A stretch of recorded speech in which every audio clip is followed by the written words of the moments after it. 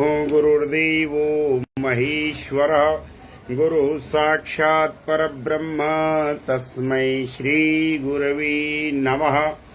ओम आप्यायन्तु ममाङ्गानि वाक्प्राणश्चक्षुः श्रोत्रमथो बलमिन्द्रियाणि च सर्वाणि सर्वं ब्रह्म उपनिषदम् माहं ब्रह्म निराकुर्यां मा ब्रह्म निराकरोत्।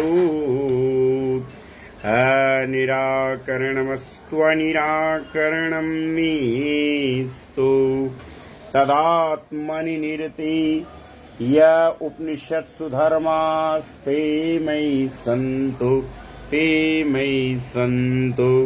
ओम शांति शांति शांति। ओम घंटाशूलहलानि शंखमुसले चक्रं धनुः सायकम् हस्ताब्जैर्दधतीं घनान्तविलसत् शीतांशुतुल्यप्रभाम् गौरी देहसमुद्भवां त्रिजगता माधारभूतां महा पूर्वामत्र सरस्वतीमनुभजे शुम्भादिदैत्यार्दिनी। वाग्देवी सरस्वती का आह्वान करते हुए और आप सभी साधकों का नंदन वंदन और अभिनंदन करते हुए आज 15 सितंबर 2025 से लेकर 21 सितंबर 2025 तक गरुड़ पुराण की कथा आप लोगों के बीच में कही जाएगी। तो पितृपक्ष चल रहा है और हमारे समाज में एक भ्रांति फैली हुई है कि गरुड़ पुराण की कथा केवल तब कहनी चाहिए जब कोई व्यक्ति मर गया हो। ऐसा बिल्कुल नहीं है। ये भ्रांति जो है मैकालियन जो शिक्षा नीति आई उसके कारण फैलाई गई कि हम अपनी सभ्यता से दूर होते चले जाएं, हम अपनी संस्कृति से दूर होते चले जाएं, हम सनातन धर्म से दूर होते चले जाएं। ये पितृपक्ष चल रहा है। पितृपक्ष में न जाने आपके कौन कौन से पितर यहाँ पर आपको आशीर्वाद देने के लिए आए हुए हैं और उन्होंने पता नहीं जब वो मृत हुए थे तो उनको किसी ने गरुड़ पुराण सुनाया था कि नहीं सुनाया था। ठीक है, तो आप सबको चाहिए कि गरुड़ पुराण पितृपक्ष में कम से कम एक बार अवश्य ही सुनना चाहिए। नहीं सुन पा रहे हैं तो अपने से उसका पाठ करना चाहिए। तो मैं सर्वप्रथम प्रथम अध्याय का पाठ करूंगा, उसके बाद कथा कहूंगा। श्री हरि गरुड़ पुराण सारोद्धार।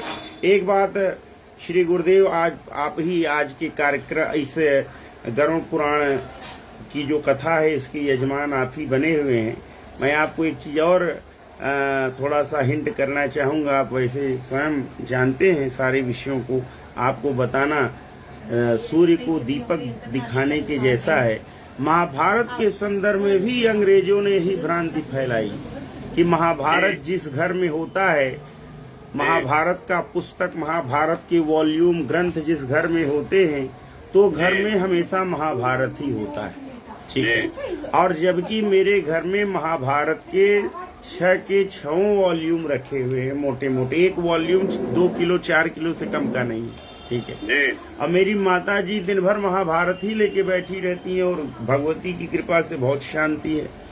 तो ये समाज दूषित हो जाए इसलिए मैकालियन शिक्षा नीति थी कि इस तरह की भ्रांतियां समाज में फैलाई गई। लोगों ने अपने घर पर महाभारत रखना बंद कर दिया, लोगों ने अपने घर में गरुड़ पुराण रखना बंद कर दिया। ठीक है, और इस तरह से हम अंग्रेजी सभ्यता की तरफ खींचते चले गए और अपनी सभ्यता को छोड़ते चले गए और खुद को हम मॉडर्न बताते चले गए। ठीक है, अब जैसे कहना नहीं चाहिए, मैं अपनी बुद्धि विवेक से कह रहा हूँ। अब ये देखिए कि यहाँ के वकीलों का जो ड्रेस कोड है 24, आप देखिए हमेशा वो गर्मी में भी कोट पैंट पहने रहते हैं, वो भी काला। समझिए आप इस बात को, काला रंग सूर्य की किरणों को कितना अवशोषित करता है। ठीक है, तो हमारे लिए उपयुक्त वेशभूषा है क्या? ये नहीं है, अंग्रेजों का बनाया हुआ है, आज भी हम उसको कॉपी कर रहे हैं। तो चलिए अपनी सभ्यता, संस्कृति और सनातन धर्म की रक्षा के लिए इस पितृपक्ष में आज 21 सितंबर से लेकर के 15 सितंबर से लेकर के 21 सितंबर तक गरुड़ पुराण की कथा कहूंगा। तो आइए पहले हम प्रथम अध्याय का पाठ करते हैं, इसके बाद कथा को कहेंगे। श्री हरि गरुड़ पुराण सारोद्धार प्रथमोध्याय। भगवान विष्णु तथा गरुड़ के संवाद में गरुड़ पुराण सारोद्धार का उपक्रम, पापी मनुष्यों की इस लोक तथा परलोक में होने वाली दुर्गति का वर्णन, 10 गात्र के पिंडदान से यातना देह का निर्माण। ठीक है, तो चलिए। धर्म दृढ़ बद्ध मूलो वेद स्कंध पुराण शाखाढ्य क्रतु कुसुमो मोक्ष फलो मधुसूदन पादपो जयते नैमिषे निमिष क्षेत्रे ऋषय शौनकादयः सर्वं स्वर्गाय लोकाय सत्रम स्वर्गाय लोकाय सहस्र सममासत।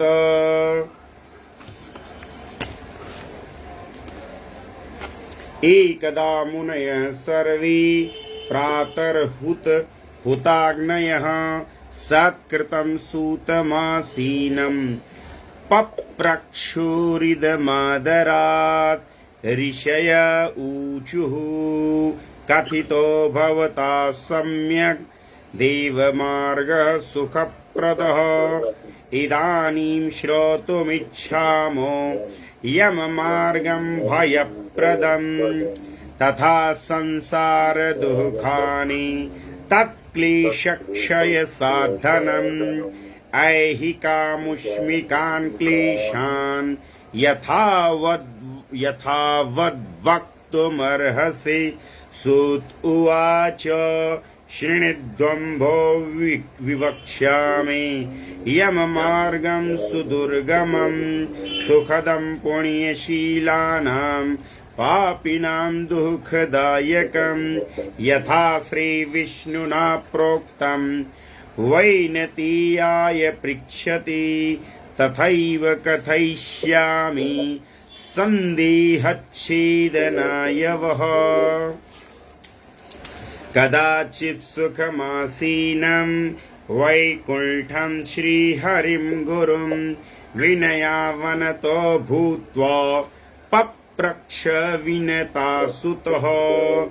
गरुड उवाच भक्तिमार्गो बहुविधः कथितो भवता मम तथा च कथितादेव भक्तानां गतिरुत्तमा। भक्तानां गतिरुत्तमा।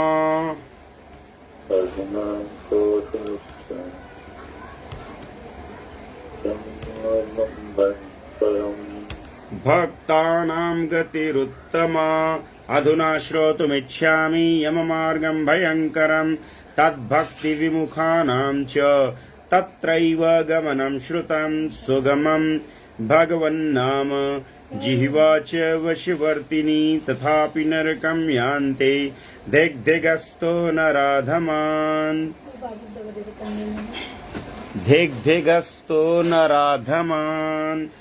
धिग्धिगस्तो नराधमान् अतो मे भगवन् ब्रूहि पापिनां या गतिर्भवेत् यममार्गस्य दुःखानि यथा ते प्राप्नुवन्ति। श्रीभगवानुवाच वक्ष्येऽहं शृणु पक्षीन्द्र यममार्गं च येन च नरके पापिनो यान्ते शृण्वतामपि भीतिदम्। ये हि पापरतास्तार्क्ष दया धर्म विवर्जिताः दुष्टसंगाश्च सच्छास्त्र सत्संगति पराङ्मुखाः आत्मसंभाविताः स्तब्धा धनमान मदान्विताः आसुरं भावमापन्ना दैवी सम्पद्विवर्जिताः अनेक चित्त विभ्रांता मोहजाल समावृताः प्रसक्ताः कामभोगेषु पतन्ति नरकेषु च ये नरा ज्ञानशीलाश्च ते यान्ति परमां गतिं पापशीला नरा यान्ति दुःखेन यमयातनाम् पापिनामैहिकं दुःखं यथा भवति तच्छृणु ततस्ते मरणं प्राप्य यथा गच्छन्ति यातनाम्। गुरुदेव मेरी आवाज तो जा रही है आप तक? आवाज जा रही मेरी? जी ठीक है आगे चलते हैं। सोकृतं दुष्कृतं वापि भुक्त्वा पूर्वं यथार्जितं कर्मयोगात् तदा तस्य कश्चिद् व्याधिः प्रजायते आधिव्याधि समायुक्तं जीविताशास मुत्सुकं कालो बलीया नहिव दग्यात प्रतिपद्यते तत्राप्यजात निर्वेदो म्रियमाणः स्वयं मृतैः जरयोपात्तवैरूप्यो मरणाभिमुखो गृहे आस्तीव मत्युपन्यस्तं गृहपाल इव हरन् आमया व्यप्रदीप्ताग्ने रल्पाहारोल्पचेष्टितः वायुनोत्क्रमतोत्तारः कफसन्दृद्धनाडिकः काशश्वासकृतायासः कंठे घुरघुरायति शयानः परिशोचद्भिः परिवीतः स्वबन्धुभिः वाच्यमानोऽपि न ब्रूति कालपाशवशङ्गतः एवं कुटुम्बभरणे व्यापृतात्मा जितेन्द्रियः म्रियते रुदतां स्वाना मुरुवेदन यास्तधीः तस्मिन्नन्तक्षणितार्क्ष दैवी दृष्टि प्रजायते एकीभूतं जगत्सर्वं न किञ्चिद् वक्तुमीहति विकलेन्द्रियसङ्घाति चैतन्ये जडतां गति प्रचलन्ते ततः प्राणा याम्यैर्निकटवर्तिभिः स्वस्थानाच्चलिते श्वासे कल्पाख्यो ह्यातुरक्षणः शतवृश्चिकदंष्ट्रस्य या पीडा सानुभूयते फेनमुद्गिरति सोऽथ मुखं लालाकुलं भवेत् अधो द्वारेण गच्छन्ति पापिनां प्राणवायवः यमदूतौ तदा प्राप्तौ भीमौ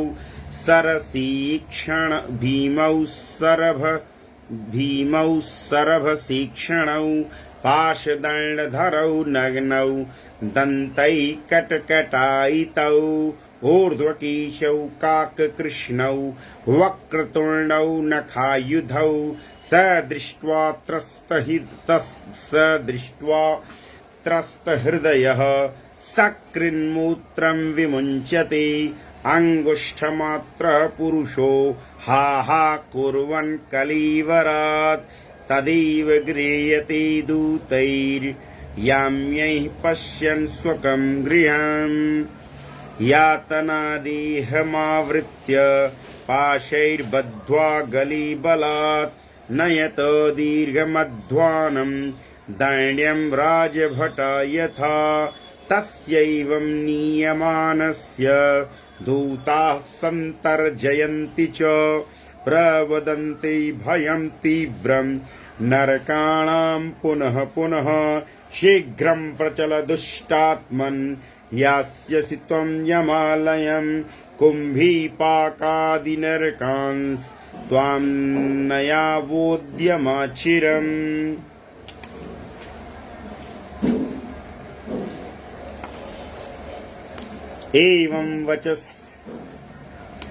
एवं वचस्तदा शृण्वन् बन्धूनां रुदितं तथा उच्चैर्हा हेति विलपंस्ताड्यते यमकिङ्करैः तयोर्निर्भिन्नहृदयस्तर्जनैर्जातविपथुः पथिष्वभिर्भक्ष्यमाण आर्तोघं स्वमनुस्मरन् क्षुत्रिट्परीतोर्कदवानलानिलैः सन्तप्यमानः पथितप्तबालुकी कृच्छ्रेण पृष्ठे कषया च ताडितश्चलत्यशक्तोऽपि निराश्रमोदकी तत्र तत्र पतञ्छ्रान्तो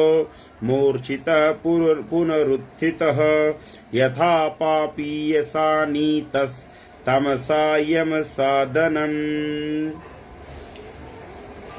त्रिभिर्मुहूर्तैर्द्वाभ्यां वा नियति तत्र मानवाः प्रदर्शयन्ति दूतास्ता घोरा नरकयातनाः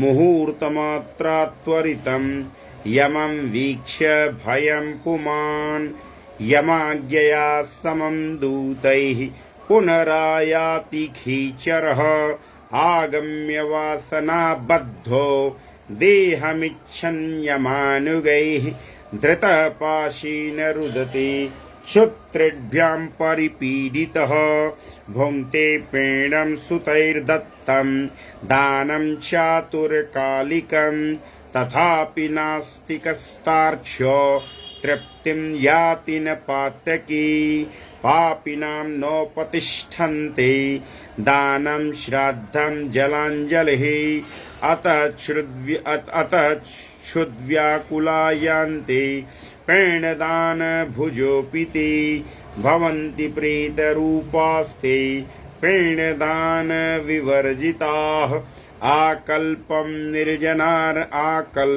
निर्जनारण्ये भ्रमन्ति बहु दुःखिताः नाभुक्तं क्षीयते कर्म कल्पकोटिशतैरपि आभुक्त्वा यातनां जन्तुर्मानुष्यं लभते नहि अतो दद्यात् सुतः पेणान् दिनेषु दशसु द्विज प्रत्यहन्ते विभाज्यन्ते चतुर्भागैः खगोत्तम भागद्वयं तु देहस्य पुष्टिदं भूतपञ्चके तृतीयं यमदूतानां चतुर्थं सोपजीवते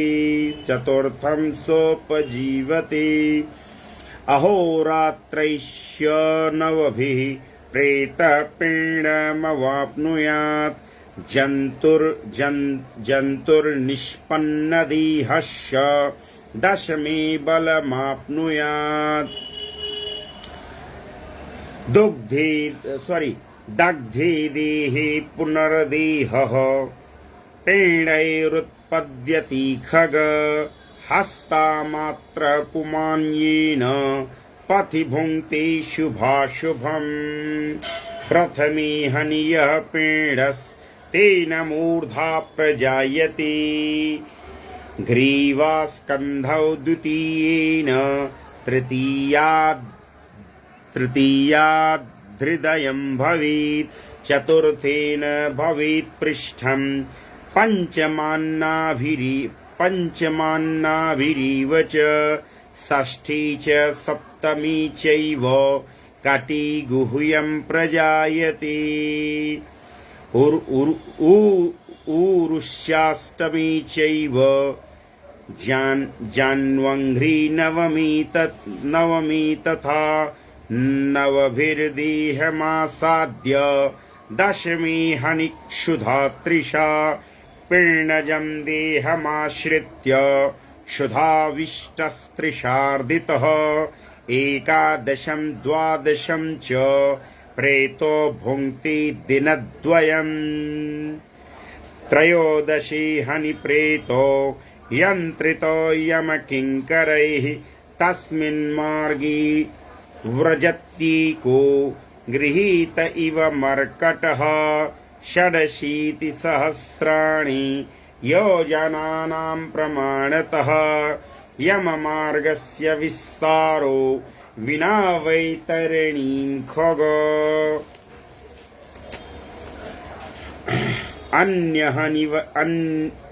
अहन्यहनि वै प्रीतो योजनानां शतद्वयम् चत्वारिंशत् तथा सप्त दिवारात्रेण गच्छते अतीत्य क्रमशो मार्गे पुराणीमानि षोडश प्रयाति धर्मराजस्य भवनं पातकी जनः सौम्यं सौरिपुरं नगेन्द्रभवनम् गन्धर्वशैलागमौ क्रौञ्चं क्रूरपुरं विचित्रभवनम् बहवापदं दुःखदम् नानाक्रन्दपुरं सुतप्तभवनम् रौद्रं पयोवर्षणम् शीताढ्यं बहुभीतिधर्मभवनम् याम्यं पुरं चाग्रतः याम्यपाशैर्धृतपापी हाहीति प्ररुदन् पथे स्वगृहं तो परित्यज्य पुरं याम्यमनुव्रजीत् इति गरुणपुराणे सारोद्धारी पापिनामैहिकामुष्मिक दुःख निरूपणम नाम प्रथमोध्यायः। तो प्रिय साधकों, ये हमने गरुण पुराण में प्रथम अध्याय का पाठ किया। अब हम आपके बीच में कथा कहते हैं। गरुण पुराण के प्रथम अध्याय में कहा क्या गया है, इस बात को हम कहते हैं। फेसबुक पर लाइव देख रहे हैं हमको डॉक्टर अनुपम आनंद ठाकुर जी, सौरभ मिश्रा जी, अशोक शुक्ला जी। आप लोगों से निवेदन है कि इस कथा में बने रहें, क्योंकि ये कथा बहुत ही गूढ़ है और ये मृत व्यक्तियों के लिए जितनी कल्याणकारी है उससे कहीं ज्यादा कल्याणकारी ये हम जीवित मनुष्यों के लिए ये कथा, गरुण पुराण की कथा। गुरुदेव, आप तो हमारे इस आज के जो 7 दिन का गरुड़ पुराण की कथा हो रही है उसकी आप यजमान ही हैं, ठीक है।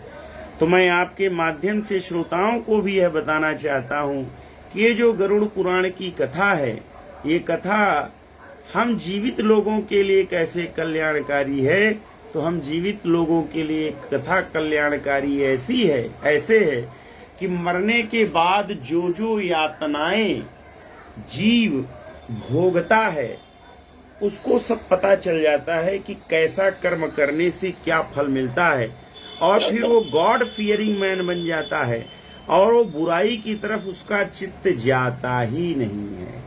इसलिए ये कथा जीवित लोगों के लिए मृत व्यक्तियों से कहीं अधिक लाभदायक है। दूसरा, गरुड़ पुराण जीवितों के लिए क्यों सुनना चाहिए, मरने वालों को तो जाने दीजिए। जीवितों के लिए इसलिए गुरुदेव, क्योंकि हमने देखा कि जो लोग इस गफलत में थे कि मरने के बाद उनके बच्चे लोग उनको गरुड़ पुराण सुनाएंगे। वो मर गए और उनके बच्चों ने उन्हें गरुड़ पुराण सुनाया नहीं। हमने उनको बोला भी कि आप गरुड़ पुराण सुनाइए अपने पिताजी को, तो कहते हैं कि भैया ये कोई सुख का थोड़े है, हमारे पिताजी अल्पायु हो करके मरे हैं 42 साल 45 साल में, तो जब 80-90 के हो जाते तब हम गरुड़ पुराण सुनाते। अब ये तो जवानी में ही खत्म हो गए हैं, तो कोई सुखे का थोड़ा है कि हम उनको गरुड़ पुराण सुनाएं। समझ रहे हैं आप? तो इस दृष्टि से गरुड़ पुराण जीवित और मृत दोनों ही व्यक्तियों के लिए लाभकारी है। मैं तो कहूंगा कि जीवित व्यक्तियों के लिए ज्यादा लाभकारी है, मृत व्यक्तियों के लिए भी लाभकारी है, लेकिन मैं चूंकि मृत तो हूं नहीं, तो मुझे उसका अनुभव नहीं है, या रहा हो भूल गया हूं। तो इसलिए हम कथा को प्रारंभ करते हैं। क्या है गरुड़ पुराण के पहले अध्याय की कथा? कि धर्म ही जिसका सुदृढ़ मूल है। यहाँ बात भगवान विष्णु की जा रही है। भगवान विष्णु का मूल क्या है, भगवान विष्णु की जड़ क्या है? तो कहा धर्म। वेद जिसका स्कंद है, भगवान विष्णु का रूपी जो पौधा है, उस पौधे का जो तना है वो क्या है? वेद है। पुराण रूपी शाखाओं से जो समृद्ध है, अर्थात विष्णु रूपी जो पौधा है, उस पौधे की पुराण जो है शाखाएं हैं, ब्रांचेस हैं। यज्ञ जिसका पुष्प है, विष्णु रूपी पौधे का जो पुष्प है वो क्या है? विष्णु रूपी पौधे का पुष्प, विष्णु रूपी पौधे का पुष्प जो है वो यज्ञ है। और मोक्ष जिसका फल है। और विष्णु रूपी पौधे से मिलता क्या है? विष्णु रूपी पौधे से मिलता है मोक्ष। तो यदि आप आचार्य जी, यदि आप विष्णु रूपी पौधे का पालन पोषण करते हैं, तो आपको ये जरूर करना पड़ेगा कि आप धर्म से रहें, क्योंकि धर्म ही विष्णु रूपी पौधे का मूल है। आपको वेद पाठी भी होना पड़ेगा। अगर आप वेद विरोधी हो जाएंगे तो वेद ही तो विष्णु रूपी पौधे का तना है। आपको पुराण भी पढ़ना पड़ेगा, क्योंकि शाखाएं पुराण हैं। विष्णु रूपी पौधे की जो शाखाएं हैं वे पुराण हैं। और आपको यज्ञ भी करना पड़ेगा। आप यज्ञ से भी बच नहीं सकते, क्योंकि विष्णु रूपी पौधे का जो पुष्प है वह यज्ञ है। यदि आप इतना कर लेते हैं तो पुष्प से ही फल बनता है। तो आपको फलस्वरूप मोक्ष की प्राप्ति इस जन्म में न सही, अगले जन्म में सही, बहुत सारे जन्मों के बाद ज्ञानी व्यक्ति मुझको जान पाता है। गीता में भगवान श्री कृष्ण कहते हैं, बहूनाम जन्मनाम अन्ते ज्ञानवान माम प्रपद्यते वासुदेव सर्वमिति स महात्मा सुदुर्लभ। ये जीवन इतना ही नहीं है कि ये 2025 चल रहा है, हम 2090 में खत्म हो जाएंगे। ये जीवन इसके बाद भी है। ये हमको जानना होगा। जब हम ये जान लेंगे तो हम विष्णु रूपी पौधे का सेवन करेंगे। इसीलिए कि बहुनाम जन्मनाम अन्ते ज्ञानवान माम प्रपद्यते, बहुत सारे जन्मों के बाद ज्ञानी व्यक्ति मुझको जान पाता है, मुझको प्राप्त हो पाता है। वासुदेव सर्वमिति, उस ज्ञानी के लिए सब कुछ वासुदेवमय ही है। और ऐसा व्यक्ति क्या होता है? दुर्लभ होता है। ऐसे भगवान मधुसूदन रूपी पादप कल्प वृक्ष की जय हो। आइए कथा प्रारंभ होती है गरुड़ पुराण की। कहा, देव क्षेत्र नैमिषारण्य में स्वर्गलोक की प्राप्ति की कामना से शौनकादि ऋषियों ने एक बार सहस्र वर्ष में यानी 1000 वर्षों में पूर्ण होने वाले यज्ञ को प्रारंभ किया। यानी वो यज्ञ 1 हफ्ता 15 दिन नहीं चलने वाला था, 1000 वर्षों में पूर्ण होने वाला वह यज्ञ था। का एक समय प्रातः काल के हवन आदि कृत्यों का संपादन करके उन सभी मुनियों ने सत्कार किए गए आसनासीन सूत जी महाराज से आदर पूर्वक पूछा। बात सिर्फ और सिर्फ इतनी है कि नैमिषारण्य में स्वर्ग इत्यादि की प्राप्ति के लिए एक यज्ञ चल रहा था जो हजारों वर्ष तक चलने वाला था। ऋषियों ने सूत जी महाराज से पूछा, कैसे हैं सूत जी महाराज? तो कहा कि जो कि आसन पर आसीन हैं और हवन इत्यादि कृत्यों का संपादन कर चुके हैं। ऋषियों ने कहा, हे सूत जी महाराज, आपने सुख देने वाले देव मार्ग का सम्यक निरूपण किया है। इस समय हम लोग भयावह यम मार्ग के विषय में सुनना चाहते हैं। देखिए, जो देव मार्ग है वह सुख देने वाला होता है, लेकिन जो यम मार्ग होता है वह दुख देने वाला होता है। इसीलिए गुरुदेव, हमारे यहाँ एक फिल्मी गाना है कि और क्या है कि एक सिंहासन चढ़ चले, एक बंधे जंजीर, आया है सो जाएगा राजा रंक फकीर। एक सिंहासन चढ़ चले, एक बंधे जंजीर। तो जो सिंहासन चढ़ के जा रहा है का मतलब वो देवलोक को जा रहा है, वो विष्णु लोक को जा रहा है, वो स्वर्ग लोक को जा रहा है।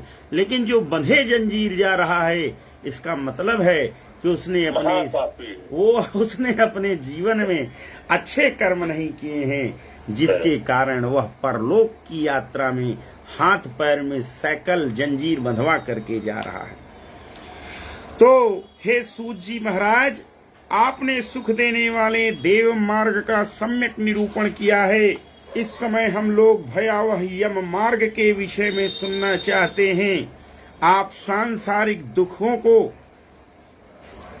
और उस क्लेश के विनाशक साधन को तथा इस लोक और परलोक के क्लेशों को यथावत वर्णन करने में समर्थ हैं, अतः उसका वर्णन कीजिए। सूत उवाच, हे मुनियों, आप लोग सुने, मैं अत्यंत दुर्गम यम मार्ग के विषय में कहता हूँ। यम मार्ग क्या है? दुर्गम है। दुर्गम का मतलब जहाँ पहुंचा जाता है बड़े कठिनाई के साथ। यानी कोई व्यक्ति यदि यमलोक जा रहा हो तो आसानी से नहीं पहुंच जाएगा। बहुत दुर्गम मार्ग है, बहुत कठिन रास्ता है। तो मैं अत्यंत दुर्गम यम मार्ग के विषय में कहता हूँ, जो पुण्यात्मा जनों के लिए सुखद और पापियों के लिए दुखद है। गरुण जी के पूछने पर भगवान विष्णु ने उनसे जैसा कुछ कहा था, मैं उसी प्रकार आप लोगों के संदेह की निवृत्ति के लिए कहूंगा। क्या कहा? किसी समय वैकुंठ में सुखपूर्वक विराजमान परम गुरु श्री हरि से विनता पुत्र, गरुण की माता का नाम विनता है, ठीक है ना? विनता पुत्र गरुण जी ने विनय से पूछा। क्या पूछा? श्री हरि से पूछ रहे हैं गरुण जी। क्या पूछ रहे हैं? गरुण जी ने कहा कि हे देव, आपने भक्ति मार्ग का अनेक प्रकार से मेरे समक्ष वर्णन किया और भक्तों को प्राप्त होने वाले उत्तम गति के विषय में कहा है।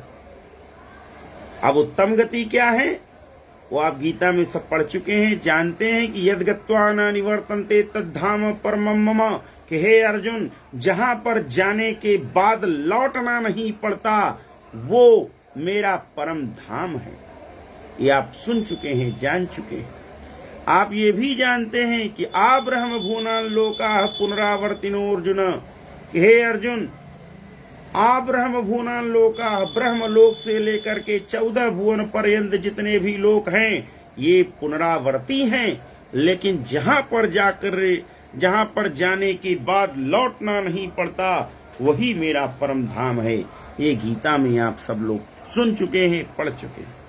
गीता में भगवान श्री कृष्ण ने 4 प्रकार के भक्तों का भी निरूपण किया कि चतुर्विधा भजन्ते माम जनाः सुकृतनोर्जुन, आर्तो जिज्ञासुरर्थार्थी ज्ञानी च भरतर्षभ, कि 4 प्रकार से लोग भगवान को भजते हैं। एक तो जो आर्त हैं, दुखी हैं, दूसरे जो जिज्ञासु हैं, आर्तो जिज्ञास, तीसरे जो अर्थार्थी हैं, अर्थ की कामना वाले हैं, जिनासु आर्तो जिज्ञासु और कामी च भरत ज्ञानी च भरतर्षभ। और जो ज्ञानी है तो आर्त जिज्ञास अर्थार्थी और ज्ञानी, ये 4 प्रकार के भक्त आप लोग गीता में पढ़ चुके हैं भक्तों के विषय में। तो हे देव,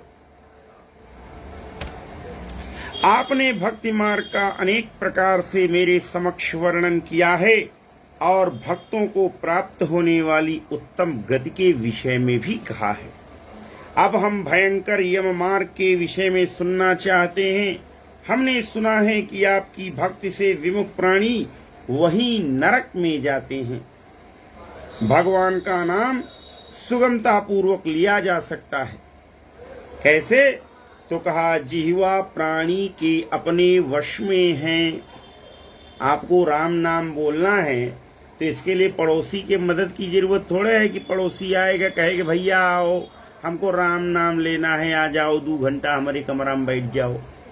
अरे जिह्वा तो आपके अधीन है, वशवर्तिनी है। तो जिह्वा प्राणी के अपने वश में है, फिर भी लोग नरक लोक में जाते हैं। ऐसे अधम मनुष्यों को बार बार धिक्कार है। इसलिए हे भगवान, पापियों को जो गति प्राप्त होती है तथा यम मार्ग में जैसे वे अनेक प्रकार के दुख प्राप्त करते हैं, उसे आप मुझसे कहें, क्योंकि जब तक कहेंगे नहीं तब तक पाप से निवृत्ति लोगों की हो नहीं पाएगी। श्री भगवान वाच, भगवान ने कहा कि हे पक्षींद्र, हे पक्षीराज, सुनो, मैं उस यम मार्ग के विषय में कहता हूं जिस मार्ग से पापी जन नरक की यात्रा करते हैं और जो सुनने वालों के लिए भी भयावह है।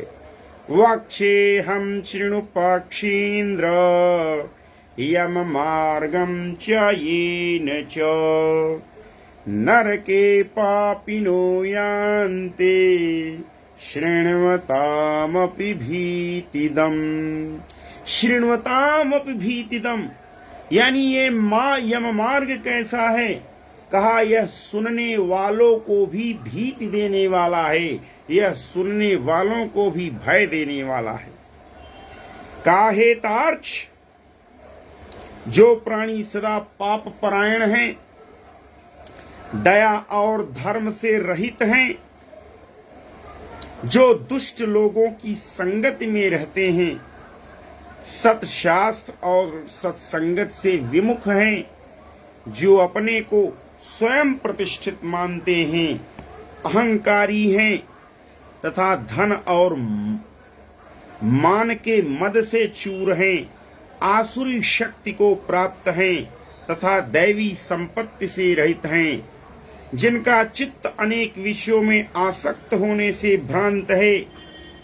अनेक विषयों में आसक्त होने से भ्रांत है, जो मोह के जाल में फंसे हुए हैं और कामनाओं के भोग में ही लगे हुए हैं।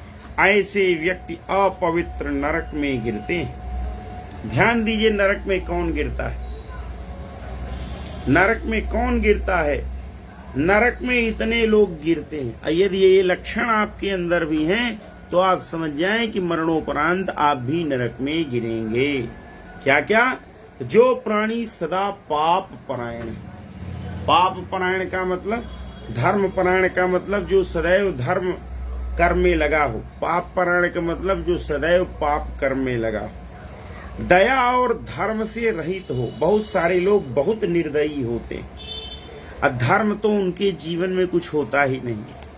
जो लोग दुष्टों की संगति में रहते हैं, गुरुदेव आपको बताना चाहूंगा, विद्यार्थी जीवन में आपके पिताजी की वजह से मेरे व्यक्तित्व में इतना तेज था कि हमारे क्लास के लोग, उनको यदि कोई सिगरेट पीना होता था तो जो है हमको देखते थे तो अपना सिगरेट वो पॉकेट में डाल लेते थे, इतना भय रहता था मेरा। ठीक है। और तो और मान लीजिए मैं जमनीपुर के रामलीला से जा रहा हूँ और रास्ते में मिल गए और उन्हें कमेंटबाजी करना है तो हमसे निवेदन करते भैया तो आप अगवा चले जाते तो हम थोड़ा सा कमेंट कर लेते। इतना भय था। ठीक है। यानी दुष्टों की मजाल नहीं थी कि हमारे सामने सर उठा सकें। वो हमारी कंपनी क्या करेंगे, आप ये समझिए। अब मैं उनकी कंपनी क्या करूंगा। तो जो दुष्ट लोगों की संगति में रहते हैं, सतशास्त्र और सत्संगत से विमुख रहते हैं, ठीक है ना। न तो उनको अच्छा शास्त्र पसंद है जी। अब मतलब उनको क्या चाहिए, उनको पंच मस्तराम की कहानी चाहिए, ठीक है। अब जैसे मान लीजिए कि अगर मैं मिठाई खा रहा हूं और कोई व्यक्ति आ जाए और उससे मैं उसे मिठाई न पूछूं तो नाराज हो जाएगा कि भैया अकेले अकेले मिठाई खा गए और हमसे पूछा भी नहीं कि मिठाई खा लो। लेकिन अगर मैं भागवत लेके बाँच रहा हूं, ठीक है, और अचानक कोई व्यक्ति आ जाए तो मैं कहूं जरा बैठो बैठो बैठो, थोड़ा सा भागवत के कुछ श्लोक सुना देता हूं आपको, तुरंत भाग जाता है, कहता अरे भैया ये हमारे बस की बात नहीं, चला लो, ये हमारे बस की बात नहीं है, ठीक है। तो अब आप समझिए कि वो ऐसा खाद्य सामग्री है, सत्शास्त्र ऐसे खाद्य सामग्री है जो सब खा भी नहीं सकते हैं, सब पचा भी नहीं सकते। तो जो सत्शास्त्र और सत्संगत से विमुख है, ऐसा व्यक्ति नरक में जाता है। और कौन जाता है नरक में? गरुड़ पुराण कहता है कि जो अपने को स्वयं प्रतिष्ठित मानते हैं। स्वयं प्रतिष्ठित, भैया हमसे बड़ा इस दुनिया में कोई है ही नहीं है, न भूतो न भविष्यत, न भूतो न भविष्यत ही मानता। एक काम करो, बच्चे को कूलर समेत उस कमरे में चले जाओ ना, तो यहीं लगा दो ना, मेन गेट आउट लगा दो। तो क्या कहा कि जो अपने को स्वयं प्रतिष्ठित मानते हैं कि हमारे आगे तो कोई है ही नहीं है, ऐसा व्यक्ति नरक में जाता है। जो अहंकारी है, ऐसा व्यक्ति नरक में जाता है। जो धन और मान के मद से चूर है, ऐसा व्यक्ति नरक में जाता है। जो आसुरी शक्ति को प्राप्त है, ऐसा व्यक्ति नरक में जाता है। जो दैवी संपत्ति से हीन है, ऐसा व्यक्ति नरक में जाता है। दैवी संपत्ति क्या है? भगवत गीता का 16वां अध्याय खोल के देखिए। अभयम सत्व संशुद्धिर ज्ञान योग व्यवस्थित ही दानम दमस्य यज्ञस्य स्वाध्याय स्तप आर्जवम, ये सब दैवी संपत्ति है। तो जो व्यक्ति दैवी संपत्तियों से रहित है, वह व्यक्ति भी नरक को जाता है। और जिनका चित्त अनेक विषयों में आसक्त है, उन्हें से भ्रांत है, जो मोह के जाल में फंसे हुए हैं और कामनाओं के भोग में ही लगे हैं, ऐसे व्यक्ति अपवित्र नरक में गिरते हैं। आगे चलते हैं। तो गुरुदेव यहाँ तक क्लियर है? कथा में आनंद आ रहा है? बिल्कुल। आगे चलते हैं। तो कहा ये बार बार तुम ही इधर से आ जा रही हो, आधा घंटा से। अभी गई मम्मी। इधर से कितनी बार गई? मम्मी गई 5 बार मम्मी टहल नहीं। कोई भूत प्रेत, कोई भूत प्रेत तो नहीं टहल रहा, गरुड़ पुराण सुनने आ गया हो। तो देखिए, अगर कोई भूत प्रेत भी हमारा गरुड़ पुराण सुनने हमारे खिड़की दरवाजे के पास आ जाए तो हमको कोई बुरा नहीं है, सुन सकता है। तो कहा जो लोग ज्ञानशील हैं वे परम गति को प्राप्त होते हैं। पापी मनुष्य दुख पूर्वक यम यातना प्राप्त करते हैं। पापियों को इस लोक में जैसे दुख की प्राप्ति होती है और मृत्यु के पश्चात वे जैसी यम यातना को प्राप्त होते हैं, उसे सुनो। गुरुदेव कूलर चल गया है, ऐसा तो नहीं कि आपको आवाज सुनने में डिस्टर्ब हो रहा हो? नहीं, बिल्कुल ठीक है। ठीक है, आगे चलते हैं। कहा गीता में तो एक बात आप जानते ही हैं कि वहाँ एक बात आई कि तेतम भुक्त्वा स्वर्गलोकम विशालम क्षीणे पुण्ये मर्त्यलोकम विशन्ति, कि जिन लोगों को यदि स्वर्ग की प्राप्ति भी हो गई हो तो वे लोग भी उस विशाल स्वर्गलोक को भोग करके पुण्य का क्षीण होने पर पुनः इस धरती लोक को ही प्राप्त होता है, आना पड़ता है। वो है ना, चिड़िया कितना उड़े आकाश चारा है धरती के पास। तो पुण्य अर्जन किया और आपको भेजा गया स्वर्गलोक, पुण्य क्षीण हुआ, पुनः मर्त्य लोक में भेज दिया जाएगा। तो यथोपार्जित पुण्य और पाप के फलों को पूर्व में भोग कर कर्म के संबंध से उसे कोई शारीरिक रोग हो जाता है। अभी मरने वाले व्यक्ति के विषय में बता रहे हैं कि जो मरने वाला व्यक्ति है उसको क्या होता है, कैसे वो मरण की ओर आगे बढ़ता है। तो कहा यथोपार्जित पुण्य और पाप के फलों को, भाई हम लोग क्या ये भोग भूमि है, यहाँ हम अच्छा भी भोगते हैं बुरा भी भोगते हैं। तो यथोपार्जित पुण्य और पाप के फलों को पूर्व में भोग कर, तो हम लोग मान लीजिए कोई व्यक्ति 100 साल का हो गया है या 90 साल का हो गया, वैसे ही आजकल जीवन प्रत्याशा घट गई है, लोग 65 भी पार नहीं कर पा रहे हैं। तो मान लीजिए कि कोई मरणासन्न गति को जाने वाला है, तो भाई अच्छा भोगा, डीएम था, एसपी था, कमिश्नर था, प्रोफेसर था, वाइस चांसलर था, उच्च से उच्च पद को प्राप्त किया उसने, ठीक है। तो अब पुण्य, ये सब जो उच्च पद मिले, मान मिली, प्रतिष्ठा मिला, ये सब पुण्य है। और जीवन में जितना आप कष्ट भोग रहे हैं, दुख भोग रहे हैं, ये सब पाप फल है, ठीक है। तो यथोपार्जित पुण्य और पाप के फलों को पूर्व में भोग कर कर्म के संबंध से उसे कोई शारीरिक रोग हो जाता है। देखिए, मृत्यु जब आएगी तो अकारण नहीं आएगी, कोई न कोई कारण तो रहेगा मृत्यु में। का मानसिक रोग और शारीरिक रोग से युक्त तथा जीवन धारण करने की आशा से उत्कंठित उस व्यक्ति की जानकारी के बिना ही सर्प की भांति बलवान काल उसके समीप आ पहुंचता है। अब ध्यान दीजिए, जो मरणासन्न होने जा रहा है, जो मरने जा रहा है, या जो किसी आधि या व्याधि से ग्रस्त है, आधि का मतलब होता है मानसिक रोग, व्याधि का मतलब होता है शारीरिक रोग। जो व्यक्ति आधि या व्याधि से ग्रस्त है लेकिन फिर भी उसके अंदर जिजीविषा विद्यमान है, जीने की इच्छा विद्यमान है, तो जीने की आशा से उत्कंठित उस व्यक्ति की जानकारी के बिना ही काल क्या करता है, एक सर्प की भांति उसकी खटिया के नीचे आके बैठ जाता है, ठीक है, उसके समीप आ जाता है।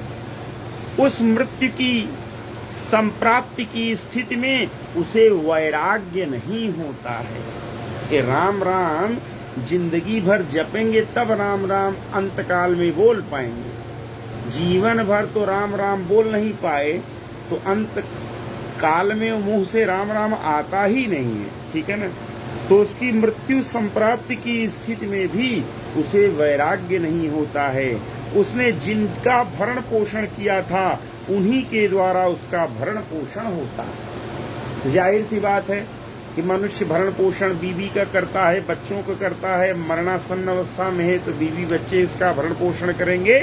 वृद्धावस्था के कारण विकृत रूप वाला रूप बिगड़ जाता है आदमी का, झुर्रियां पड़ जाती हैं चेहरे पर, और मरणाभिमुख वह व्यक्ति घर में अवमानना पूर्वक दी हुई वस्तु को कुत्ते की भांति खाता हुआ जीवन व्यतीत करता है। ये पापी व्यक्ति के विषय में बताया जा रहा है, ठीक है, कि वो अवमानना पूर्वक दरअसल क्या है कि हमने देखा है कि बहुत सारे वृद्ध लोग बुढ़ापे में याददाश्त चली जाती है।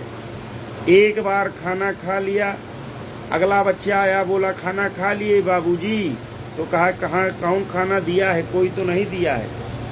और बहुओं पे आरोप लगा देता हुआ व्यक्ति कि भैया खाना दिए ही नहीं। बुढ़ापा है ना, अब स्मृति विलोपन हो रहा है, कोशिकाएं मर रही हैं, तो ऐसे में क्या होता है कि बहुएं भी अनादर करने लगती हैं, फिर बेटा लोग भी अनादर करने लग जाता है। इसी बात को यहाँ गरुड़ पुराण में कहा गया है कि मरणाभिमुख वह व्यक्ति घर में अवमानना पूर्वक दी हुई वस्तु को कुत्ते की भांति खाता हुआ जीवन व्यतीत करता है, वह रोगी हो जाता है और उसे मंदाग्नि हो जाती है। मंदाग्नि का मतलब होता है हमारे पेट के अंदर जो जठराग्नि जल रही है, जो गीता में भगवान श्री कृष्ण कहते हैं ना कि मैं मतलब पेट में जठराग्नि के रूप में रहता हुआ 4 प्रकार के अन्न को मैं ही पचाता हूँ। तो जो जठराग्नि है वो मंद हो जाती है, ठीक है। उसका आहार तथा उसकी सभी चेष्टाएं कम हो जाती हैं। अब मान लीजिए कोई 5 किलोमीटर घूमता था, अब उसको 50 मीटर चलना भी मुश्किल हो जाएगा। कोई 10 रोटी खाता था, 2 रोटी पिया जाएगा, 2 रोटी खाता था, आधी रोटी पिया जाएगा। प्राणवायु के बाहर निकलते समय आंखें उलट जाती हैं। अब प्राणवायु निकलने वाला है, तो प्राणवायु जब निकलती है तो प्राणवायु जब निकलता है तो क्या होता है, आंखें उलट जाती हैं। नाड़ियां जो है कफ से रुक जाती हैं, उसे खांसी और श्वास लेने में प्रयत्न करना पड़ता है और कंठ से घुर-घुर शब्द निकलता है।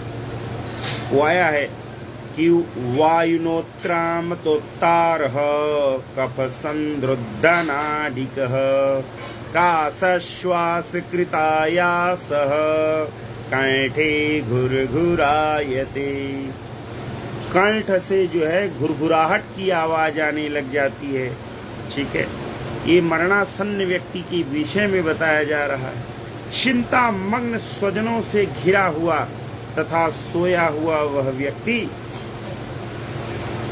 काल पाश के वशीभूत होने के कारण बुलाने पर भी नहीं बोलता। आप बुलाएंगे भैया महेश, भैया ओंकेश, वो बोलेगा ही नहीं। क्यों नहीं बोलेगा?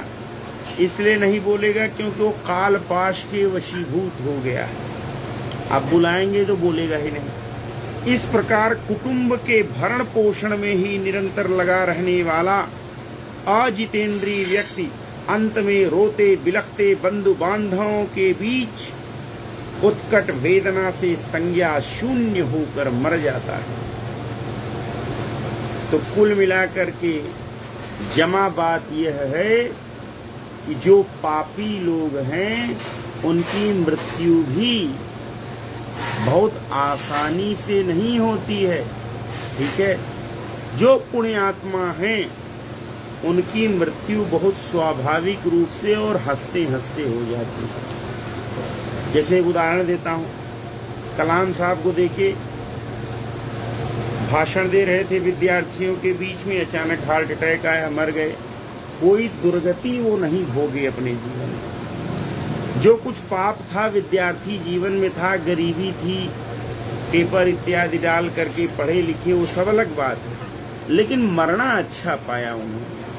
तो आशय ये है, गरुड़ पुराण की इन पंक्तियों से यह आशय निकलता है कि जिसकी मृत्यु अच्छी हो वह व्यक्ति क्या है, वह व्यक्ति पुण्यात्मा है। और जिसकी मृत्यु तड़प तड़प के हो, बहुत पता लगा कि साल 2 साल 10 साल से भोग रहा है, भोगने के बाद यदि उसकी मृत्यु होती है तो आप समझ लीजिए कि उसका जन्म जन्मांतरों का कोई पाप है जिसको भोग रहा था वह व्यक्ति, और जब वह भोगमान पूरा हो गया तब उसके शरीर से प्राण निकले। तो ये किसी के साथ भी हो सकता है, हमारे साथ भी हो सकता है, आपके साथ भी हो सकता है, ठीक है। तो चलिए आगे चलते हैं। तो क्या कहा कि हे गरुण, उस अंतिम क्षण में प्राणी को व्यापक दृष्टि, दिव्य दृष्टि प्राप्त हो जाती है, जिससे वह लोक परलोक को एकत्र देखने लगता है।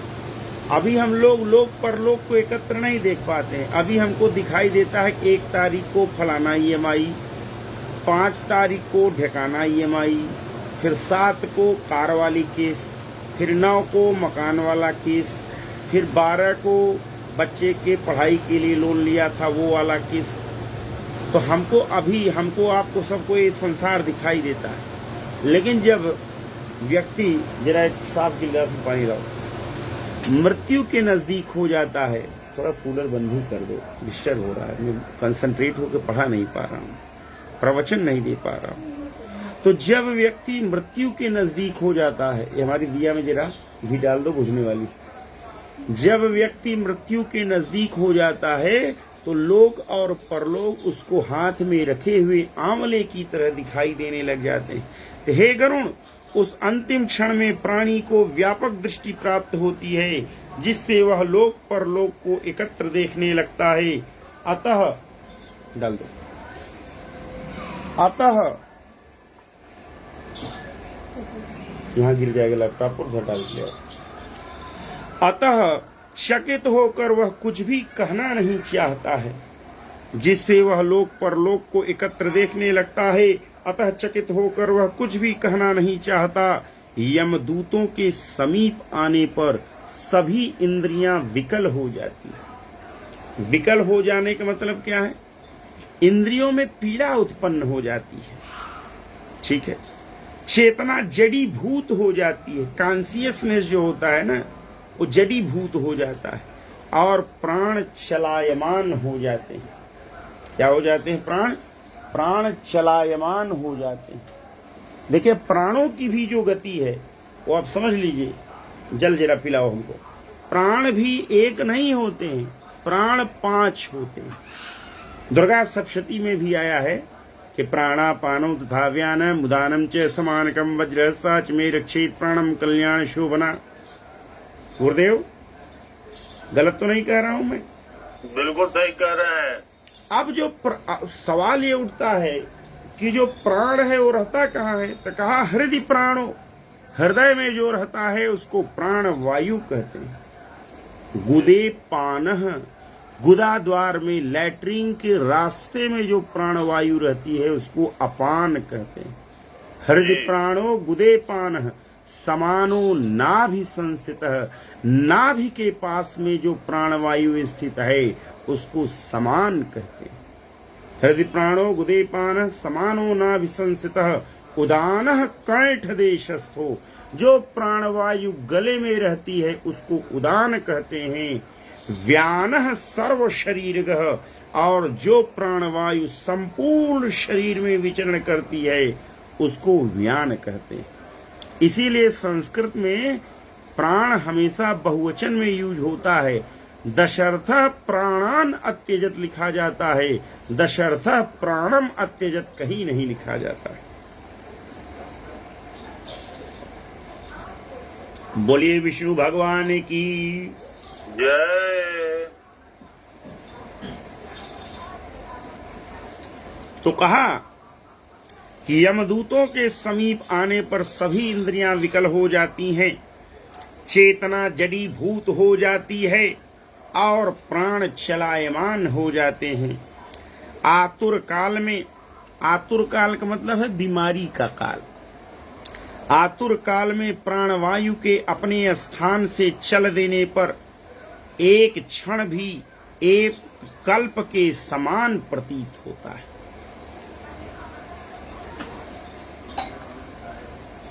इसको आप इस रूप में देखिए कि अगर आपको गर्म तावे पर बिठा दिया जाए तो आपको एक क्षण एक कल्प के समान नजर आने लग जाएगा। ये हुआ कितनी जल्दी उतारा जाए। वही बात यहाँ गरुड़ पुराण में भगवान विष्णु गरुड़ जी से कह रहे हैं कि बीमारी की अवस्था में प्राणवायु के अपने स्थान से चल देने पर एक क्षण भी एक कल्प के समान प्रतीत होता है और 100 बिच्छुओं के डंक मारने जैसी पीड़ा होती है। श्लोक है, स्वस्थाना चलिते श्वासे कल्पाख्यो ह्यातुरक्षणः शतवृश्चिक दंष्ट्रस्य या पीड़ा सानुभूयते। अर्थात 100 बिच्छुओं के डंक मारने के बराबर जितनी पीड़ा होती है उतनी पीड़ा प्राणवायु छोड़ते समय व्यक्ति को होती है। वह मरणासन्न व्यक्ति फेन उगलने लगता है, मुंह से झाग आने लगता है और उसका मुख लार से भर जाता है। फेनमुद्गिरते सोऽथ मुखम लालाकुलम भवेत् अधो द्वारेण गच्छन्ते पापिनां प्राणवायवः। बहुत ऊंची बात कर रहे हैं कि वह मरणासन्न व्यक्ति मरते समय, मरणासन्न का मतलब क्या होता है? मरणम आसन्नम यस्य सह इति मरणासन्नः, जिसका मरना नजदीक हो उसको मरणासन्न कहते हैं। तो वह मरणासन्न व्यक्ति फेन उगलने लगता है, झाग उगलने लगता है, उसका मुख लार से भर जाता है, पापी जनों की प्राणवायु अधो द्वार से निकलते हैं। आप ये समझ लीजिए, यदि कोई व्यक्ति मरा, ये हमारे राधा जी कृष्ण जी सोने जा रहे हैं, आप लोगों को जो है आशीर्वाद देने आए हैं, इनको प्रणाम करिए आप लोग, ये आप लोगों को आशीर्वाद दे रहे हैं। जाइए प्रभु जी, आप विश्राम करिए, आप हमारे हृदय में तो बैठे ही हैं, कथा सुन भी रहे हैं। तो गुरुदेव, मेरी आवाज आप तक जा रही है? जी। हम इस प्रसंग पर थे कि जो मरणासन्न व्यक्ति होता है वह फेन उगलने लगता है और उसका मुख लार से भर जाता है, पापी जनों के प्राणवायु अधो द्वार से, गुदा मार्ग से निकलते हैं। अब आप ये समझिए कि जब कोई व्यक्ति मर जाता है तो उसको अंतिम स्नान कराया जाता है। अंतिम स्नान घर पर ही होता है, गंगा जी में तो बाद में होता है, गंगा यमुना जो भी नदी हो। तो उसमें यदि व्यक्ति ने मलमूत्र का त्याग कपड़े पर कर दिया है तो आप समझ लीजिए कि वह पापी व्यक्ति था। देखिए, पापी व्यक्ति ऐसा नहीं है कि मैं कथा कह रहा हूं तो मेरे से जुड़े लोग पापी नहीं हो सकते, ठीक है, या मैं पापी न हूं, ऐसा भी नहीं, मैं बहुत बड़ा पुण्यात्मा हूं, ठीक है, हो सकता है मैंने भी पूर्व जन्म में कोई पाप किया हो। भीष्म पितामह का जब पाप ऐसा आया कि 6 महीना उनको शैया पर लेटना पड़ गया, तो हम लोग किस खेत की मूली हैं। वही बात यहाँ कही जा रही है कि जो पापी जन हैं उनके शरीर से जब प्राणवायु निकलता है तो गुदा मार्ग से निकलता है, अधो छिद्रों से ही प्राणवायु निकलता है। आगे चलते हैं। कहा उस समय, यानी जब प्राणवायु शरीर से निकल रहा होता है, उस समय दोनों हाथों में पाश और दंड धारण किए, नग्न माने नंगे, दांतों को कटकटाते हुए क्रोध पूर्ण नेत्र वाले यम के 2 भयंकर दूत समीप में आते हैं। यानी अब प्राणवायु निकल रहा है। अब उस समय यमराज के 2 दूत आते हैं। पुण्यात्मा के पास यमदूत नहीं आते। यमदूत किसके पास आते हैं? पापात्माओं के पास ही यमदूत आते हैं, ठीक है। तो उस समय जो यमदूत आते हैं, कैसे हैं वो यमदूत? तो कह रहे हैं कि दोनों हाथों में पाश और दंड धारण किए, नग्न हैं, दांतों को कटकटा रहे हैं, जैसे बंदर लोग कटकटाते हैं अपना दांत, cut cut cut cut cut cut cut cut cut. क्रोध पूर्ण नेत्र वाले हैं।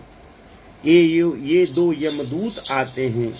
उनके केश ऊपर की ओर खड़े होते हैं और वे कौवे के समान काले होते हैं और टेढ़े मेढ़े मुख वाले होते हैं। उनके नाखून आयुध की भांति होते हैं, मतलब उनका नाखून ही अपने आप में हथियार होता है। श्लोक आता है गरुड़ पुराण में, यमदूतौ तदा प्राप्तौ भीमौ सरभ से क्षणौ पाशदंडधरौ नग्नौ दन्तैः कटकटायितौ ऊर्ध्वकेशौ काककृष्णौ वक्रतुण्डौ नखायुधौ सदृष्ट्वा त्रस्तहृदयः सकृन्मूत्रं विमुञ्चते। अब पापी व्यक्ति के विषय में बता रहे हैं कि जब वह ऐसे 2 यमदूतों को देखता है, कैसे हैं यमदूत?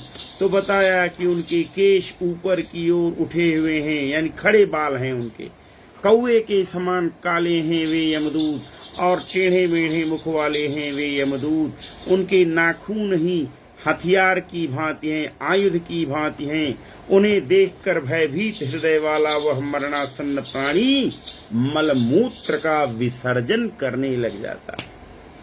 समझिए, मलमूत्र वहीं छूट जाता है उसका, अपने पांच भौतिक शरीर से हाय हाय करते हुए निकलता हुआ तथा यमदूतों के द्वारा पकड़ा हुआ वह अंगुष्ठ मात्र प्रमाण का पुरुष अपने घर को देखता हुआ यमदूतों के द्वारा यातना देह से ढक करके गले में बलपूर्वक पाशों से बांधकर सुदूर यम मार्ग पर यातना के लिए उसी प्रकार ले जाया जाता है जिस प्रकार राजपुरुष दंडनीय अपराधी को ले जाते हैं।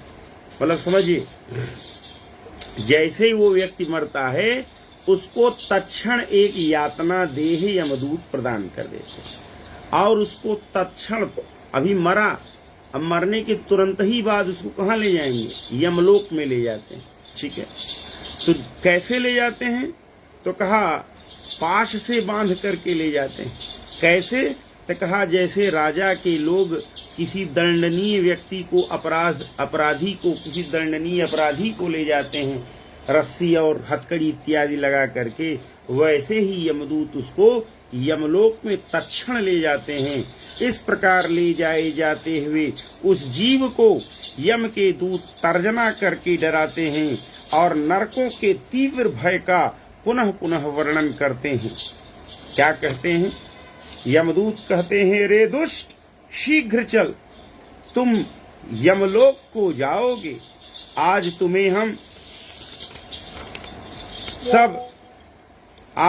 हम सब कुंभी पाक आदि नरकों में शीघ्र ही ले जाएंगे। इस प्रकार यमदूतों की वाणी तथा बंधु बांधवों का रुदन सुनता हुआ वह जीव जोर से हाहाकार करके विलाप करता है और यमदूतों के द्वारा प्रताड़ित किया जाता है।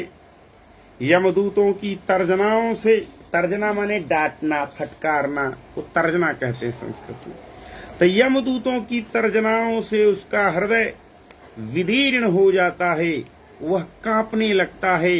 रास्ते में उसे कुत्ते काटते हैं और अपने पापों का स्मरण करता हुआ वह पीड़ित जीव यम मार्ग में चलता है।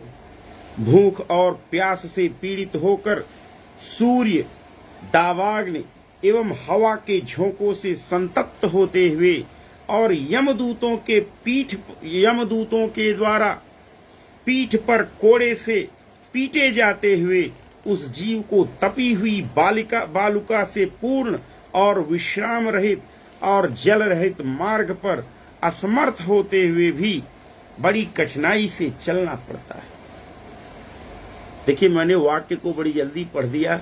मैं समझाता हूं कि जो यमदूत लेके जा रहे हैं, रास्ते में उस पापी व्यक्ति को जो यातना शरीर मिला होता है, उसको कुत्ते काट रहे होते हैं। ठीक है, जलती हुई बालू में उसको चलाया जा रहा है।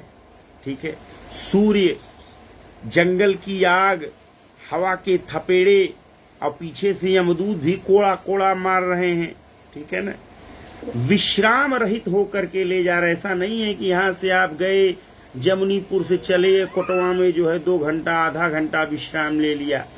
या पहले के जमाने में जब गाड़ी घोड़ा नहीं था, लोग 50 किलोमीटर जाते थे, 2 दिन में पहुंचते थे और हर 2.5 घंटा पे विश्राम ले लेते थे ना। विश्राम रहित लेकर के जाते हैं और जल रहित मार्ग पर लेकर के जाते हैं। ध्यान दीजिए, अगर आपने कोई पाप किया है और यमदूत आपको लेकर के जा रहे हैं तो जलयुक्त मार्ग नहीं होगा, वो जल रहित मार्ग होगा।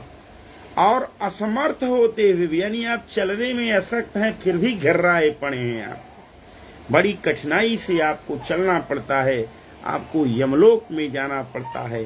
थक थक कर वह जगह जगह गिरता है और मूर्छित होता हुआ पुनः उठकर पापी जनों की भांति अंधकार पूर्ण यमलोक में ले जाया जाता है।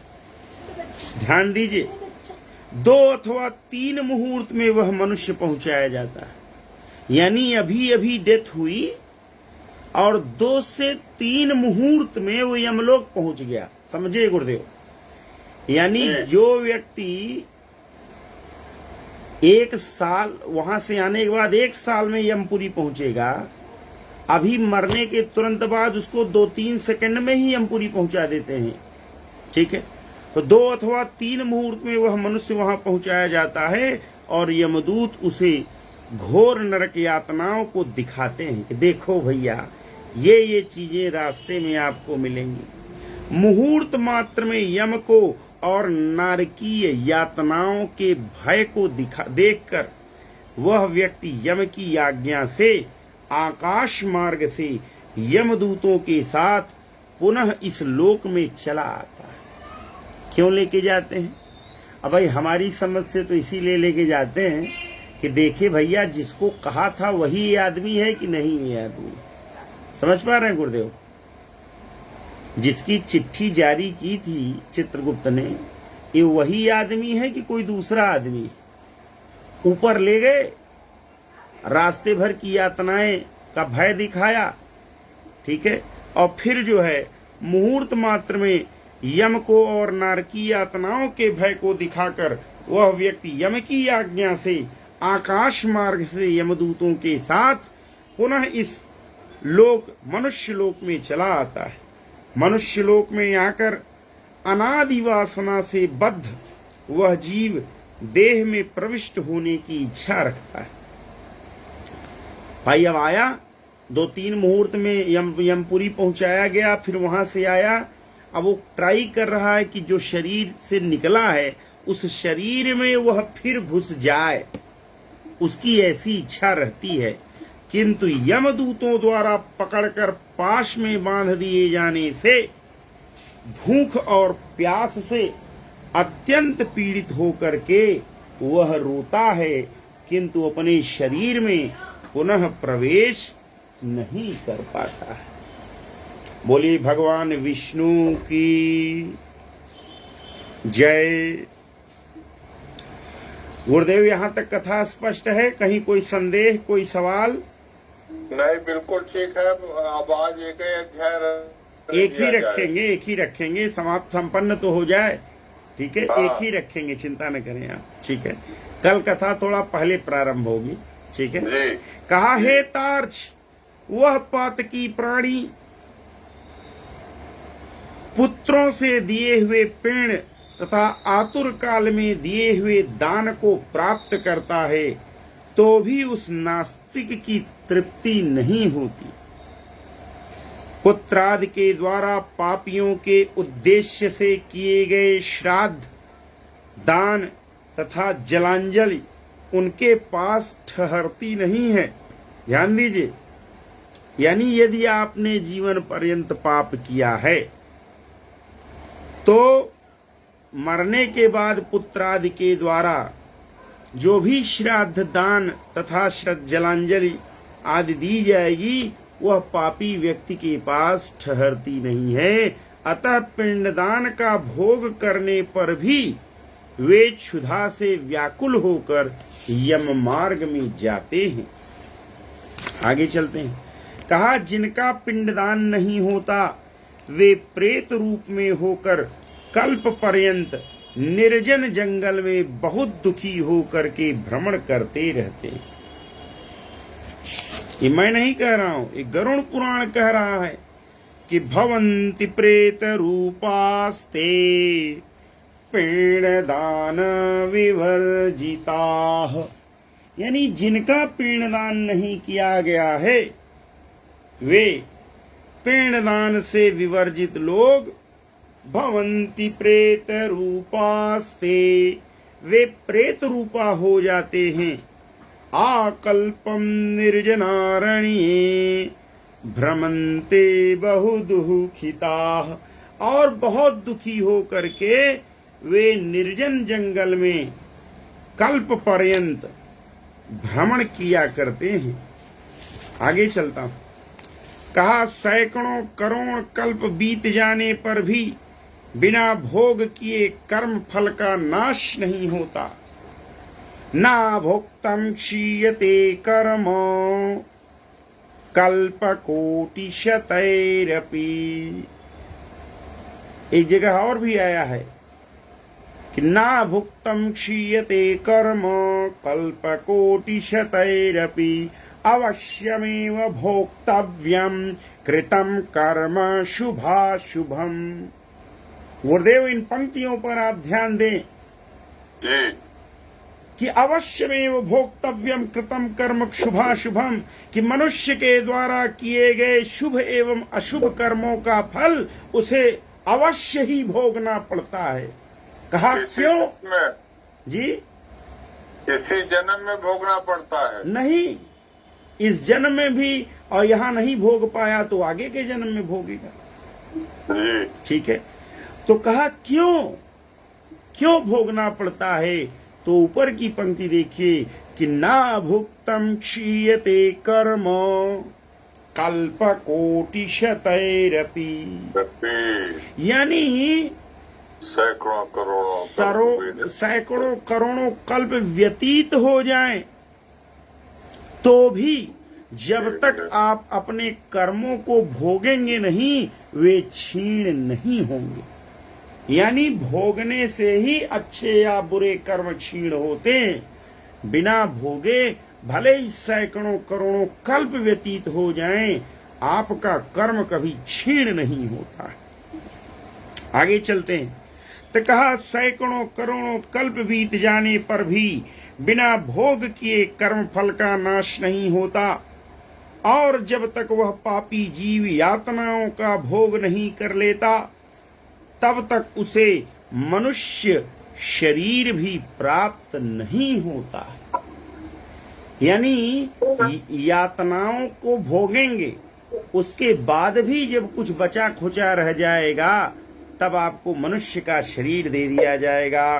कहा हे पक्षी, इसलिए पुत्र को चाहिए कि वह 10 दिनों तक प्रतिदिन पिंडदान करे। हे पक्षी श्रेष्ठ, वह पिंड प्रतिदिन 4 भागों में विभक्त होता है। यानी जब कोई व्यक्ति मरा और पिंडदान की क्रिया शुरू हुई तो जो भी पिंडदान होगा प्रतिदिन, वह पिंडदान 4 भागों में बटेगा। कहा उनमें 2 भाग तो प्रेत के देह के पंचभूतों की पुष्टि के लिए होते हैं। यानी जो पिंडदान होगा उनको 4 भाग में डिवाइड किया जाएगा। 2 भाग से उस जो मृत व्यक्ति है उसके पंचभूत देह का निर्माण होगा। जो तीसरा भाग होगा उसको यमदूत प्राप्त करेंगे, और जो पिंड का चौथा भाग होगा उसे ही जीव आहार के रूप में प्राप्त करता है। ठीक है गुरुदेव, क्लियर है ये कॉन्सेप्ट कि पिंड के 4 भाग हुए, 2 भाग से उस मृत व्यक्ति का शरीर निर्माण होगा। वह शरीर जो 1 हाथ का होगा और 1 साल तक यमलोक की यात्रा में जाएगा। जो 2 भाग थे इसमें चले गए, तीसरा भाग यम के दूत खाएंगे, और चौथा भाग जो पिंडदान का होता है उसको वह जीवात्मा ग्रहण करता है। 9 रात दिनों में पिंड को प्राप्त करके प्रेत का शरीर बन जाता है, और 10वें दिन उसमें बल की प्राप्ति होती है। हे खग, हे पक्षीराज, भगवान विष्णु कह रहे हैं गरुड़ से, मृत व्यक्ति के देह के जल जाने पर पिंड के द्वारा पुनः 1 हाथ लंबा शरीर प्राप्त होता है। शरीर तो जल गया। एक मूर्खाधिराज ने हमसे सवाल किया, नास्तिक व्यक्ति थी, बोले भैया जब शरीर जल गई तो यम के दूत जो है कैसे कष्ट देंगे भैया?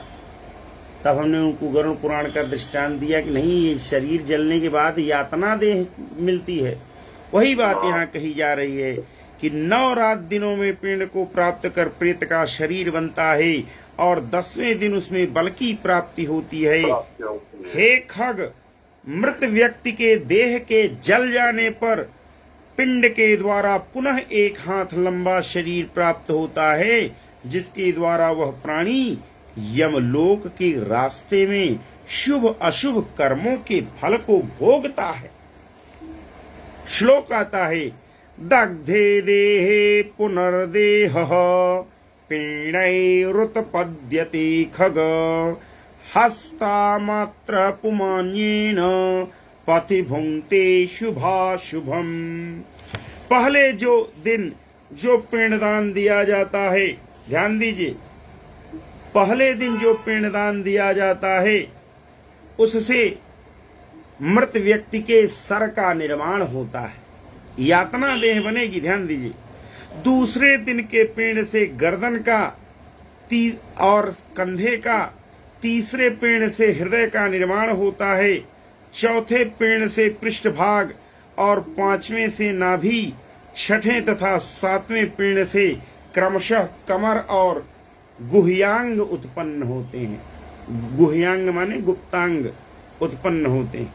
आठवें पिंड से जांघें और नौवें पिंड से घुटने तथा पैर बनते हैं। इस प्रकार 9 पिंडों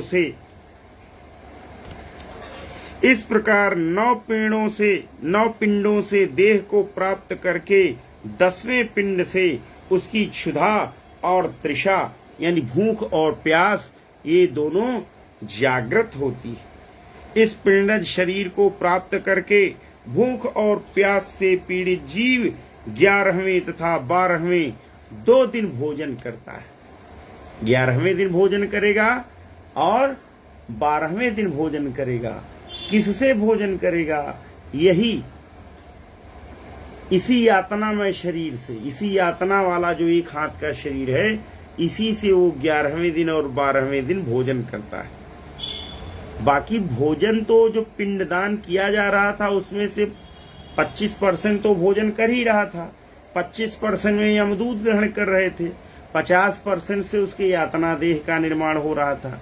ठीक है, तो जो 10 दिन पिंडदान हुआ उसकी बात हमने आपको बताई सरल शब्दों में।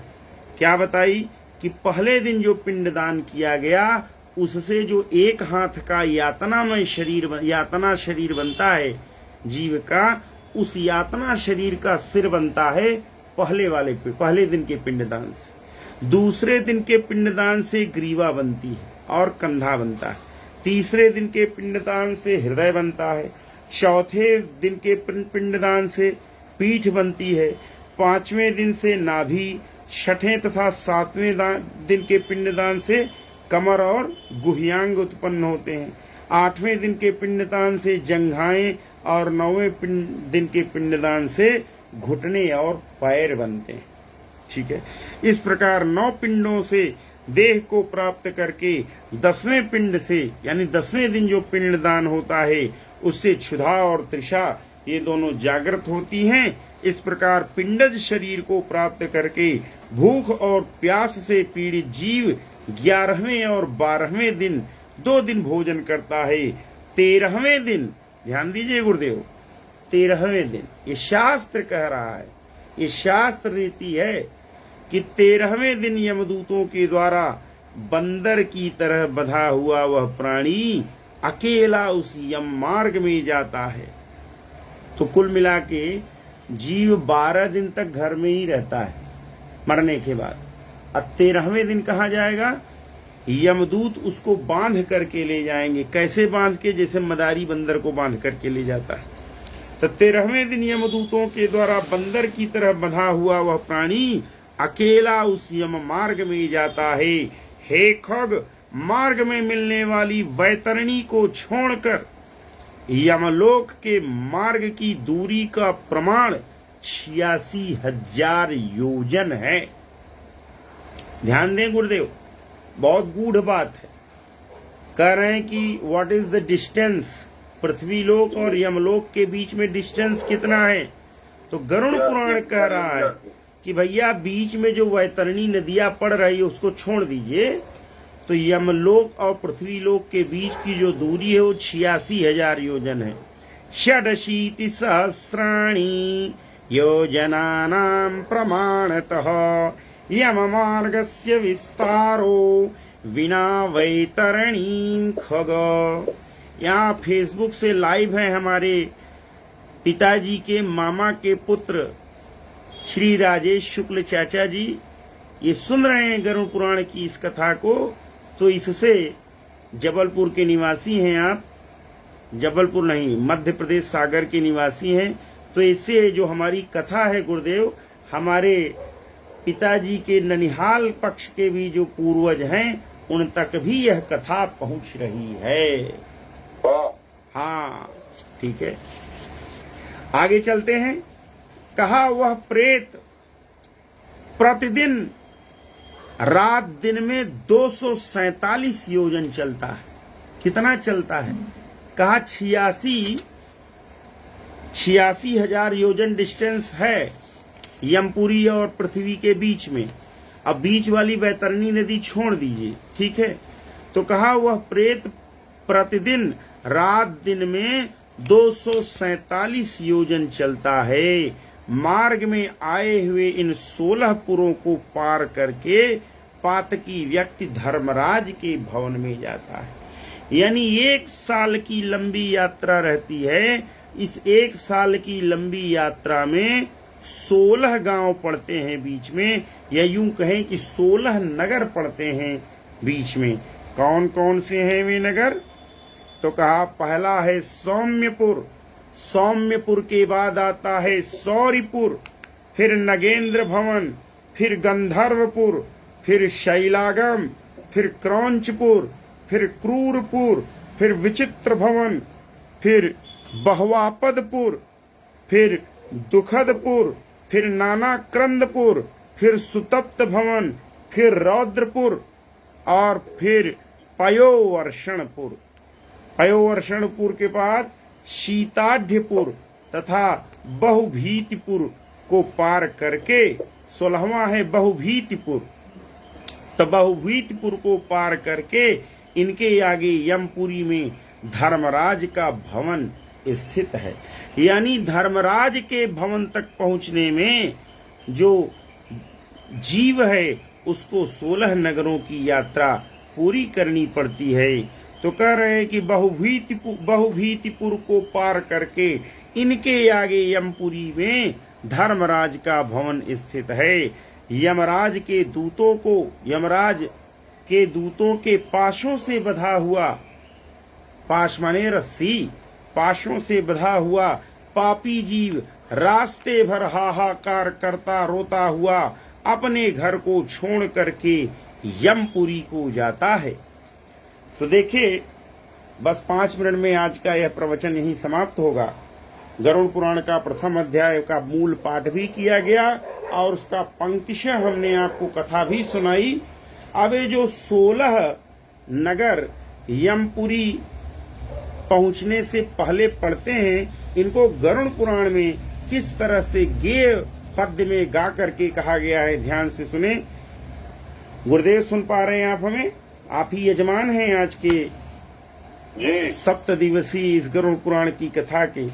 कहा 16 पुर कौन कौन से हैं, तो गा करके भगवान कहते हैं कि सौम्यम सौरिपुरम नागेंद्र भवनम गंधर्व शैलागमौ क्रौंचम क्रूरपुरम विचित्र भवनम बहवापदं दुःखदं नानाक्रन्दपुरं सुतप्तभवनं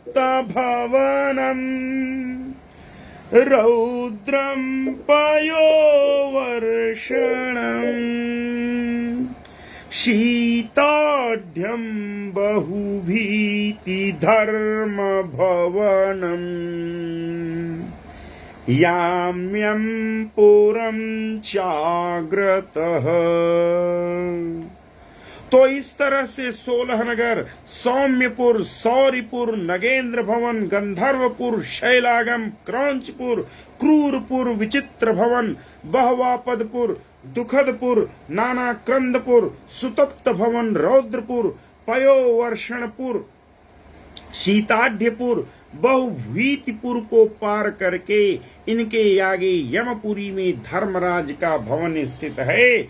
यमराज के दूतों के पाश से बंधा हुआ पापी जीव रास्ते भर हाहाकार करता रोता हुआ अपने घर को छोड़ करके यमपुरी को जाता है। बोले भगवान विष्णु की जय हो। अब एक पद्य के साथ आज की यह साधना, जो गरुड़ पुराण कथा की साधना है, जो पितरों के निमित्त की जा रही है, आज के इस श्लोक से हम संपन्न करते हैं। बहुत ही मार्मिक श्लोक है। क्या है? कहा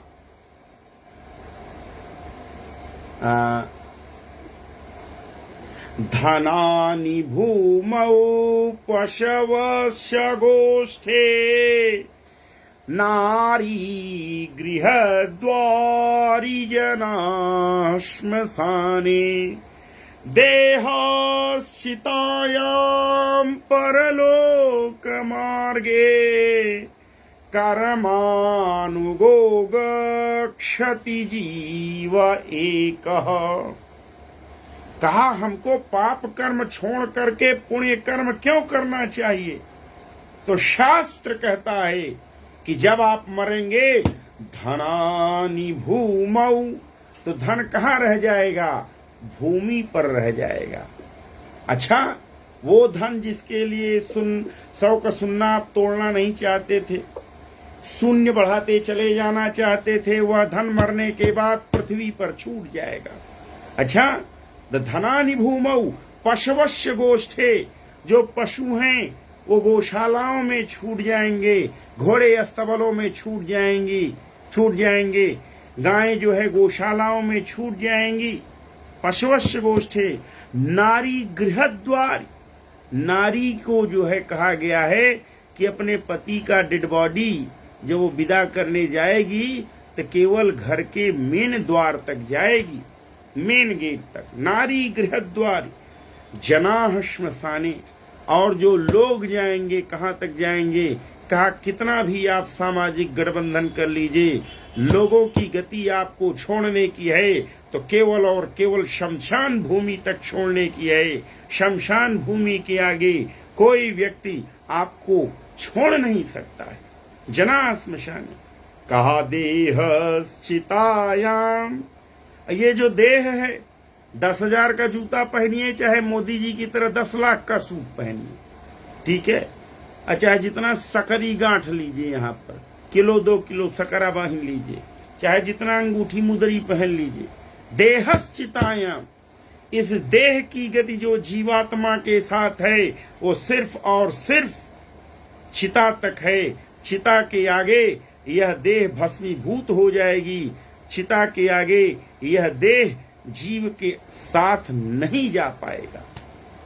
देहश्चितायाम कहा, फिर कहा परलोक मार्गे कर्मानुगो गच्छति जीव एकः, परलोक के मार्ग में अपने कर्मों का अनुसरण करता हुआ यह जीव अकेले ही जाता है। गुरुदेव, यह जीव अपने कर्मों का अनुसरण करता हुआ परलोक के मार्ग में अकेले ही जाता है। इसीलिए फिल्मी गाना भी है कि सजन रे झूठ मत बोलो, खुदा के पास जाना है, न हाथी है न घोड़ा है, वहां पैदल ही जाना है। सजन रे झूठ मत बोलो, खुदा के पास जाना है, न हाथी है न घोड़ा है, वहां पैदल ही जाना है।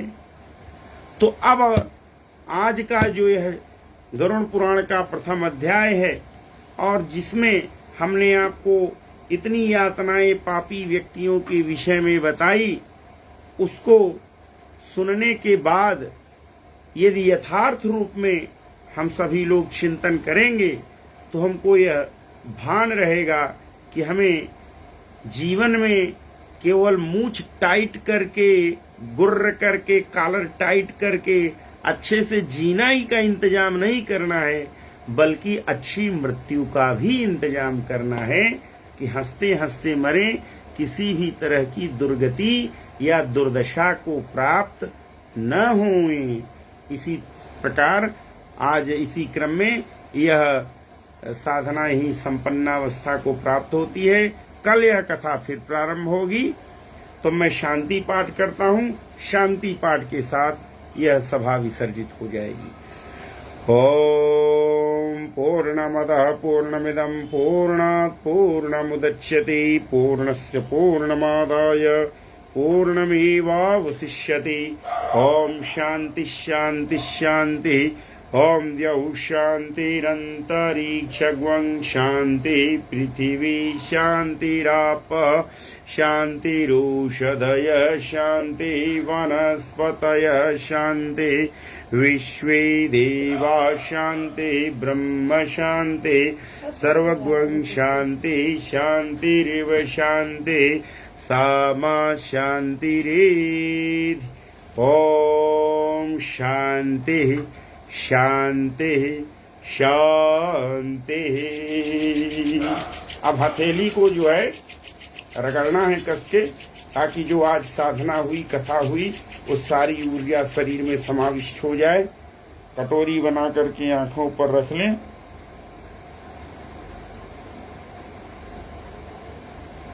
फिर चेहरे पर लगा लें। तो चलिए, जो साधकगण फेसबुक से हमारी कथा को सुन रहे थे, उनसे निवेदन है कि वो अपना अमूल्य कमेंट, फीडबैक हमारे कमेंट बॉक्स में जाकर के जरूर लिखें। इसी के साथ फिर मिलेंगे कल की कथा में। नमो नमः। जय मां विंध्यवासिनी। भगवान विष्णु की जय, पितरों की जय।